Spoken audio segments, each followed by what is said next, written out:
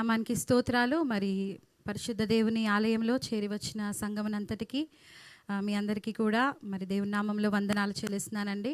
మరి ప్రత్యేకమైన ఈ కుటుంబ ఆరాధన కదా, ఫ్యామిలీ సండే రోజు నేను నా కుటుంబం గురించి ఒక సాక్ష్యం చెప్పాలని ఆశపడుతున్నాను.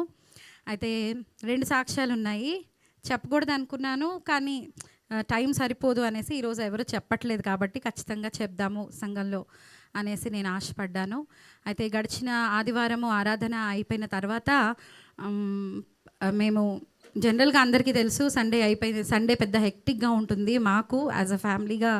మరి ఉదయకాలం నుండి లేచి 7 గంటలకల్లా ఆరాధనలో కూర్చోవాలి కాబట్టి మేము ఆల్మోస్ట్ 4 o'clock నుండే మేము సిద్ధపడుతూ ఉంటాం. అయితే ఆ దినాన కూడా అలాగే సిద్ధపడ్డాము. మరి ఆ రోజు ఆరాధన అయిపోయింది. నైట్ పడుకున్నాము. పాస్టర్ గారు రాత్రి జనరల్గా పాస్టర్ గారికి ఏది అంటే పెద్దగా ఎంత పెద్ద దెబ్బ తగిలినా జ్వరం వచ్చినా కూడా ఆయన ఎక్కడ ఆగరు. పని చేయడంలో దేవుని పరిచర్య విషయంలో నేను ఒక ఆటంకం కాకూడదు అనేసి ఆగకుండా ముందుకు వెళ్తూ ఉంటారు. కానీ ఆ నైట్ నుండి ఆల్మోస్ట్ పాస్టర్ గారికి అస్సలు బాగాలేదు. ఎలా అంటే గ్యాస్ ఫామ్ అయింది, బాగా గ్యాస్ ఫామ్ అయిపోయింది ఆ రోజు. నెక్స్ట్ డేనే మనకి స్లాబ్ ఉండింది. ఆ ప్రైమరీ స్కూల్ కడుతున్నాం కదా, దాన్ని స్లాబ్ ఉండింది, సెకండ్ స్లాబ్. జనరల్గా ఏదన్నా వర్క్ చర్చ్ దగ్గర అవుతుంది, మోస్ట్ ఇంపార్టెంట్ వర్క్ అంటే పాస్టర్ గారు చాలా యాక్టివ్గా తిరుగుతూ ఉంటారు. కానీ ఆ రోజంతా కూడా స్లాబ్ జరుగుతూ ఉన్నా కూడా పాస్టర్ గారికి అస్సలు బాగాలేదు. ఎంత బాగాలేదంటే ఆయన వెళ్ళి తన గదిలో పడుకున్నారు, వర్క్ అవుతూనే ఉంది. ఆయన వెళ్ళి పడుకున్నప్పుడు నాకు చాలా భయం వేసింది. అంటే చెప్పట్లేదు, ఎందుకు చెప్పట్లేదు అనేసి. కానీ నేను దేవుని సన్నిధిలో ప్రార్థన చేస్తూ ఉన్నాను ఆ దినమంతా కూడా. ప్రవ్వా, నీ సేవకుడు నీ పని జరుగుతున్నప్పుడు తను ఎక్కడ కూర్చోడు, ఎక్కడ ఆగడు.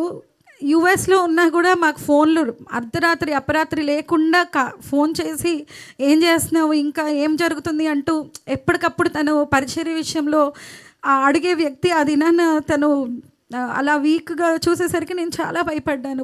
ప్రసాద్ అంకుల్ దగ్గర కన్నా వెళ్ళండి అంటే అసలు ఏమీ తినలేదండి. ఒక 3 days పూర్తిగా లిక్విడ్స్ కూడా సరిగా తీసుకోలేని అంత పెయిన్లో ఉన్నారు. ఆ రోజు సాయంత్రం పూట జ్వరం వచ్చింది.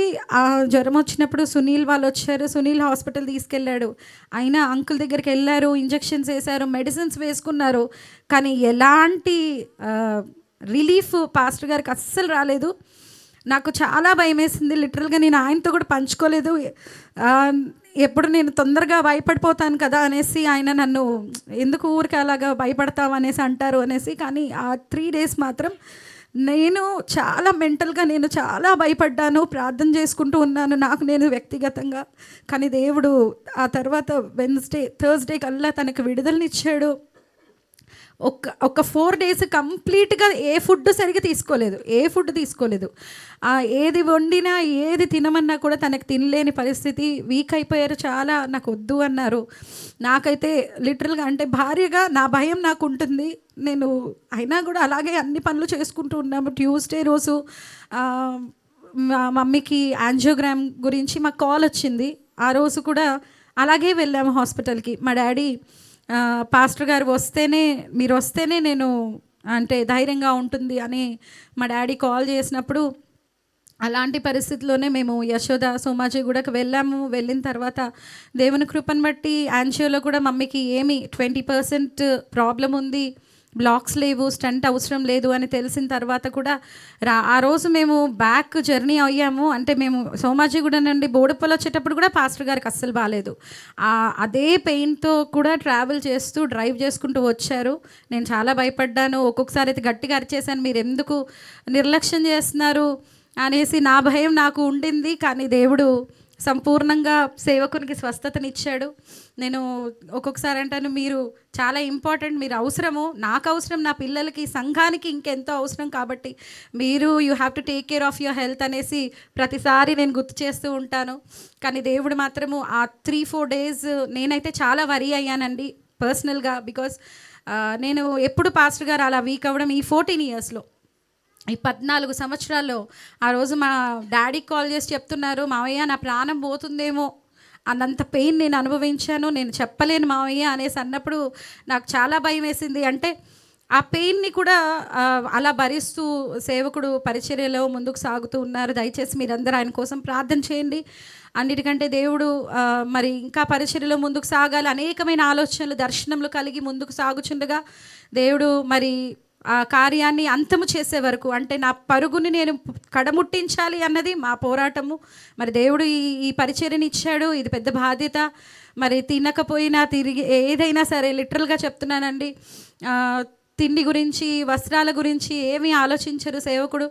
ముందు పరిచర్య జరిగిందా లేదా, మనం దేవుడు మనకు అప్పచెప్పిన పనిని మనం నమ్మకంగా చేయాలి అన్నదే తన దృక్పథము. పిల్లలకైనా అదే చెప్తాడు, నాకైనా అదే చెప్తారు. కాబట్టి మీరు ప్రార్థనలో జ్ఞాపకం చేసుకోండి సేవకుని కోసము.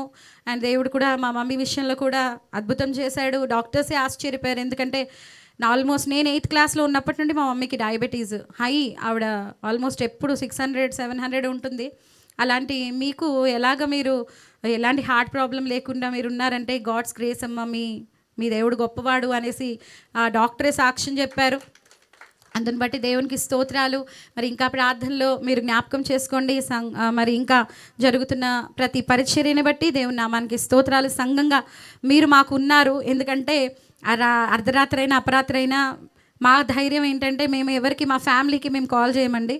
నాకు ఏ అవసరం వచ్చినా నా కాల్ నా చుట్టూ ఉన్న నా సిస్టర్స్కో లేకపోతే నా బ్రదర్స్కో నేను చేస్తానంటే మన సంఘస్థులకి మాత్రమే.